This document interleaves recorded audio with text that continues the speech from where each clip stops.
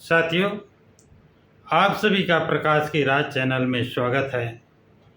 साथियों, 8 और 9 अगस्त 1930 को अखिल भारतीय डिप्रेस क्लासेस कांग्रेस की परिषद में बाबा साहब डॉक्टर भीमराव अंबेडकर ने अपने अध्यक्षीय भाषण में कुछ महत्वपूर्ण प्रश्न उठाए थे, जिसमें सवाल नंबर 8 के विषय में आज चर्चा की जाएगी। बाबा साहब डॉक्टर भीमराव अंबेडकर ने बिंदु नंबर 7 में स्पष्ट बताया था या बता चुके हैं कि अधिकारों की केवल घोषणा करने भर से कुछ नहीं होता। यदि अधिकारों को छीन लिया जाता है अथवा उनका हनन होता है और उनके पीछे उनकी सुरक्षा के ठोस उपाय नहीं हैं, तो उसका कोई फायदा नहीं है। बाबा साहब डॉक्टर भीमराव अंबेडकर उसी क्रम में अपनी बात को आगे बढ़ाते हुए बिंदु नंबर 8 में कहते हैं कि नेहरू योजना में अगर इस प्रकार राष्ट्र संघ में अपील करने का प्रबंध होता, तब भी मैं अपील करने का प्रबंध होता, तब भी मैं आपको यही सलाह देता कि आप इस योजना को स्वीकार न करें। गवर्नर, वायसराय अथवा राष्ट्र संघ के पास अपील करने का हक होना यानी दलित वर्ग के शस्त्रागार में एक अधिकार का इजाफा होना है और उम्मीद करने लायक यह मामला है।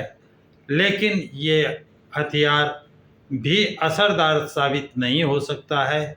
आपके हित संबंधों की रक्षा करने की सबसे बड़ी गारंटी तभी हो सकती है जब सत्ता आपके हाथ में आए, क्योंकि उसके कारण आपके हितों के लिए बाधाजनक कार्य करने वालों को आप सजा दे सकते हैं। इतना ही नहीं, आगे की जिन बाधक हानिकारक कामों की संभावना हो, उन पर रोक लगाने के लिए भी ठोस इंतजाम किए जा सकते हैं। गवर्नर हो, वायसराय हो अथवा राष्ट्र संघ हो, किसी तीसरे के हाथ में ये सत्ता देकर इससे हल नहीं किया जा सकता है। जिसके हाथ में हम ये अधिकार सौंपेंगे, उससे हस्तक्षेप, बीच बिचाव करने की मांग करने पर अगर वो साफ इनकार कर दे, तो हमें इस अधिकार का क्या फ़ायदा होगा। अपनी हित रक्षा के लिए हमें भावी स्वयं शासित भारत के कार्यकारी मंडल पर अपना कब्जा पाना ही एकमात्र कारगर उपाय होगा, ऐसा मुझे लगता है। देश के विधिमंडल में प्रतिनिधित्व प्राप्त करने से ही ये संभव हो सकता है। सिर्फ इसी एक साधन के सहारे सत्ताधारियों की रोज़मर्रा की हरकतों पर हम नज़र रख सकते हैं। आपको अगर कोई और सुरक्षा के उपाय और गारंटी मिल रही हो, तो उसे भी ले लीजिए।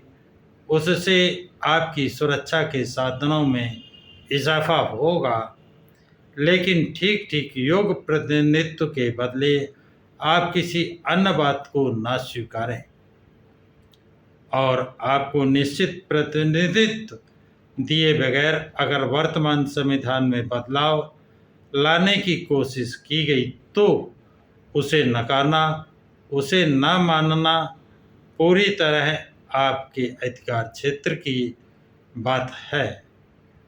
साथियों, बाबा साहब की राइटिंग एंड स्पीचेस खंड 38 पेज नंबर 197 198 से ये प्रकरण लिया गया है।